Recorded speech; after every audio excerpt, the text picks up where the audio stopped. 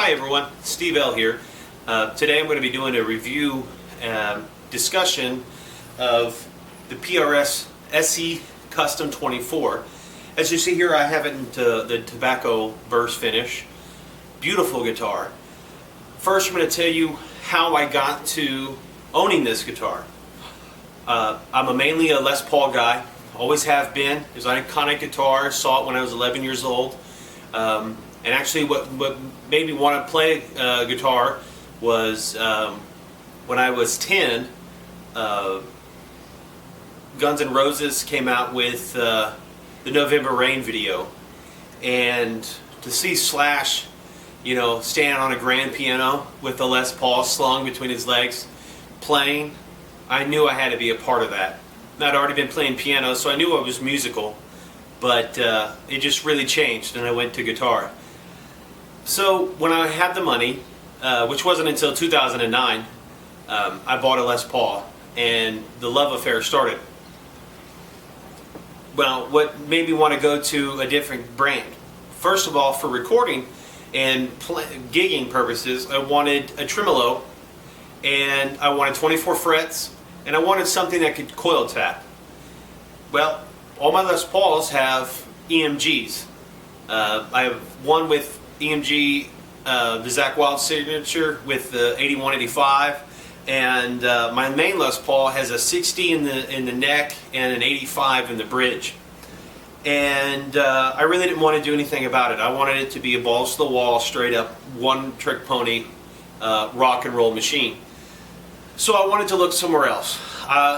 Two companies that I could afford, because I couldn't spend more than $1,100 total, and I wanted a case. And I live in rural Missouri, so there's not a music store around that has decently priced guitars. I didn't want any like a Jackson or anything like that. I wanted the tremolo bar to be better than a Fender, but not anywhere close to a Floyd Rose.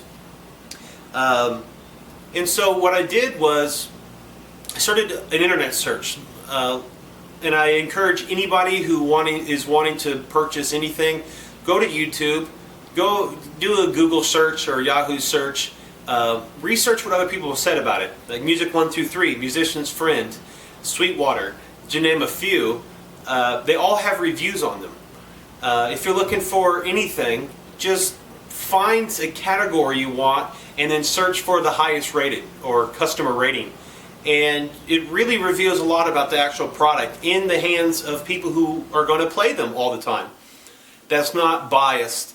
And so I was left with a Sterling by Music Man and PRS with the SE line. I didn't want to go with Sterling ultimately because the only one I really was interested in was the John Petrucci. And I love Dream Theater.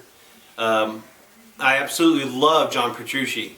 I have his Rock Discipline, and I watch as many videos as I can on YouTube and whatnot about John Petrucci and about his playing.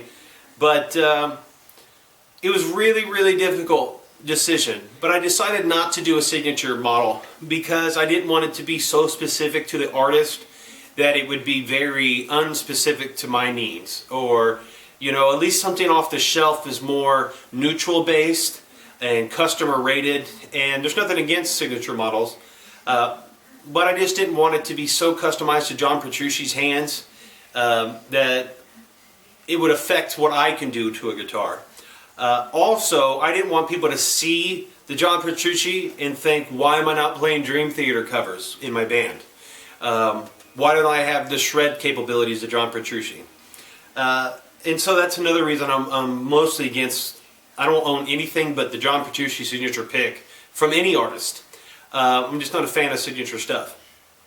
So I went over to the PRS. I decided it was going to be a PRS, it was going to be an SE. Now I had a choice. I had the single cut and the 22 and Custom 24. Well, I didn't go with the single cut because I already have a fleet of Les Pauls and I don't need a single cut. Now, it did have the Tremonti, but it didn't have 24 frets, and the SE model at the time, I'm not sure if it's changed, they didn't offer a coil tappable feature on the single cut. So that led me to either the 22 or the 24. Well, if you remember earlier, what I said was I wanted 24 frets, I wanted a tremolo bar, and I wanted coil tap. And this beauty has 24 frets, the tremolo bar, and push-pull tone control for tapped, the single coil tapped. And I chose this one because I have all my other guitars are opaque finishes, except for one. And I wanted to do something a little different. And this just looks classy, in my opinion. It just looks like a classy instrument. And so I bought it, only seeing pictures on it on the internet, which I don't advise, and only reading reviews and watching videos on YouTube. And so I thought everybody from Michael Caswell to... well, there's a lot of other ones, but Michael Caswell is like the first really professional. I really respect his opinion, and he's from Guitar Interactive magazine and Lick Library and things. They all said amazing things about this, and then I started reading stuff about the Bernie Marsden signature, and he actually plays Bernie Marsden. And the guys from Opeth actually have signature models. Both guitar players from Opeth have signature models, and they only have the SE. They don't have an American version that they play and the SE for everyone else. They only play the SE models.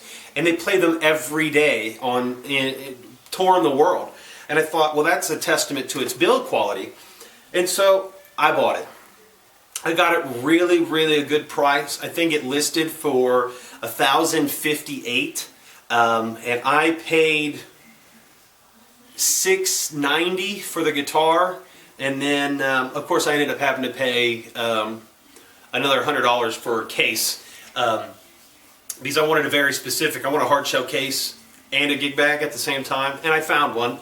But that'll be in another video. The only things I've done to this guitar, I've added the strap, and I took the finish off the neck completely down to the wood. That's something I do on all my guitars. Well, actually, I satin the finish on all the guitars, but this is the only guitar that actually had a painted neck that I own.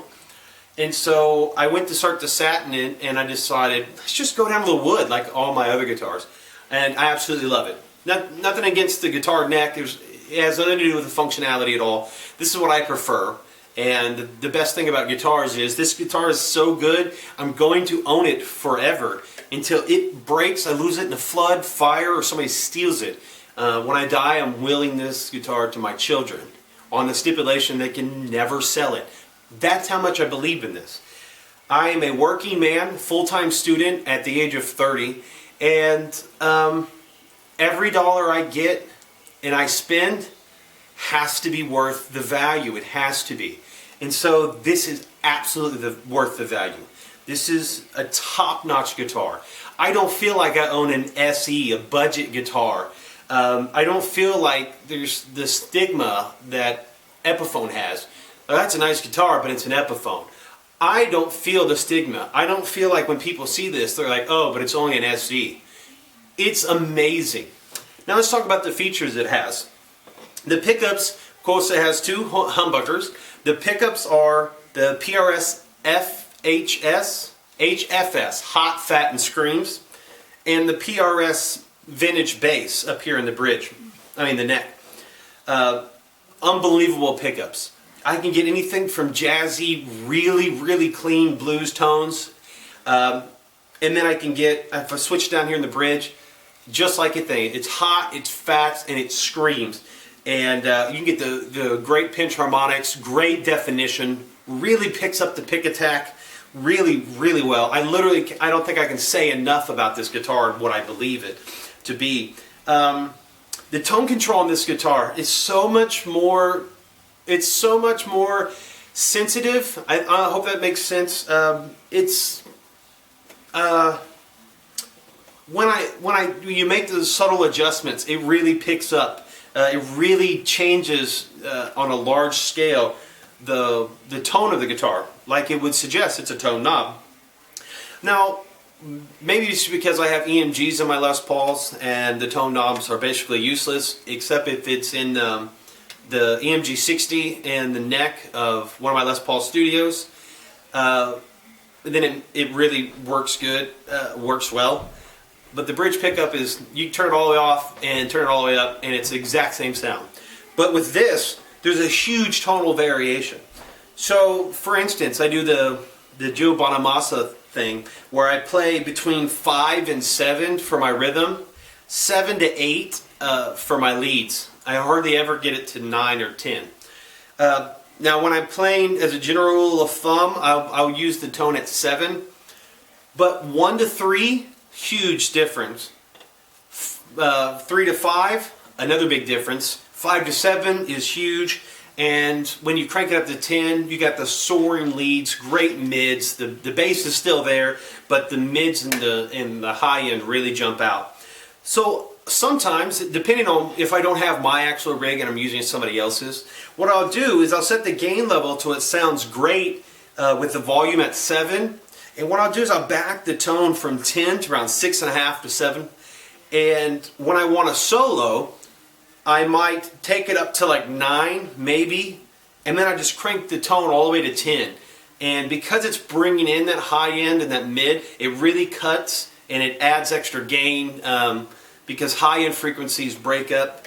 And then when I'm done, what I'll do is I'll just roll it down to back to 7, and then roll my volume back down to between 5 and 7, depending on what I'm playing.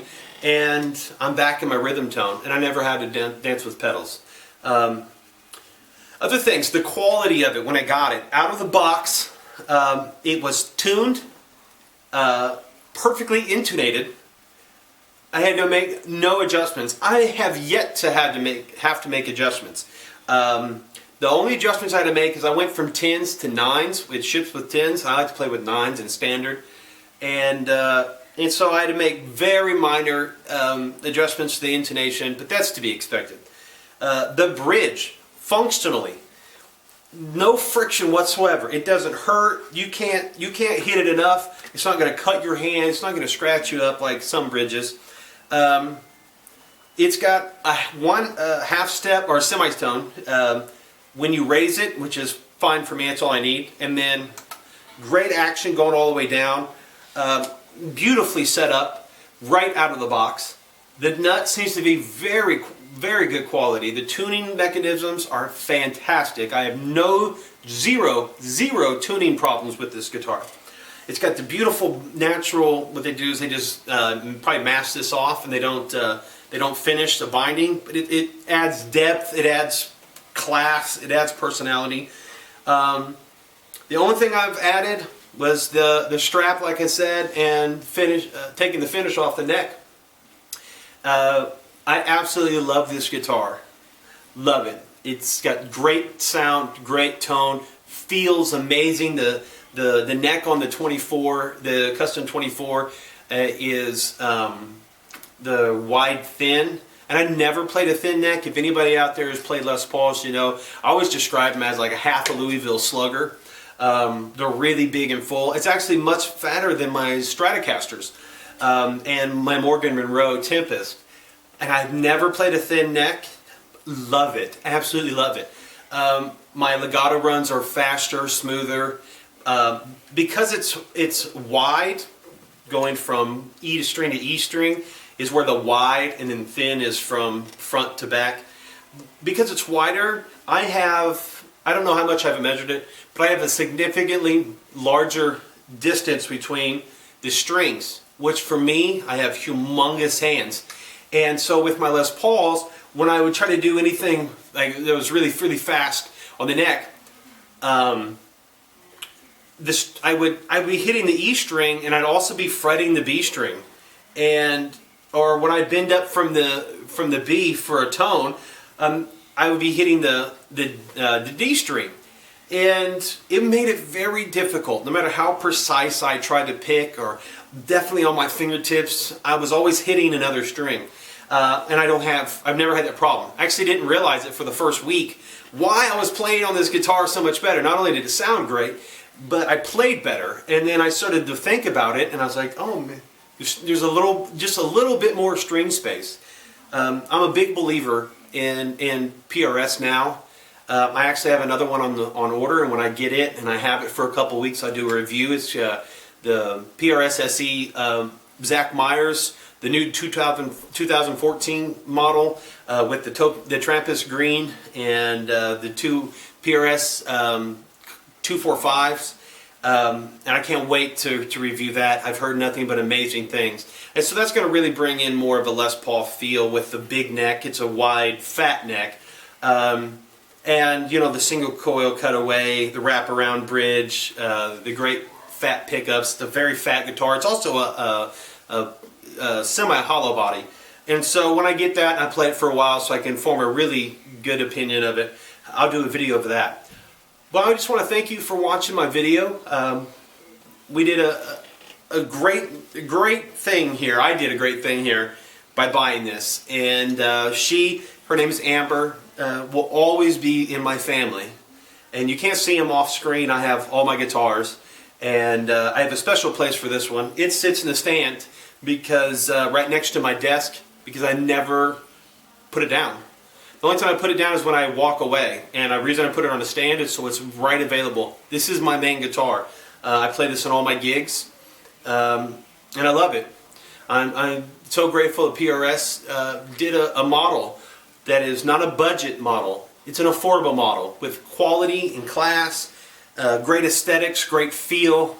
It wasn't about making more money with a smaller market or a larger market that couldn't afford a good guitar. They made the best guitar you can buy under $1,000. And it's been fantastic. I want to thank you all for watching. I hope this has been helpful. And this has been a review of the PRS Custom 24 SE. Thank you very much.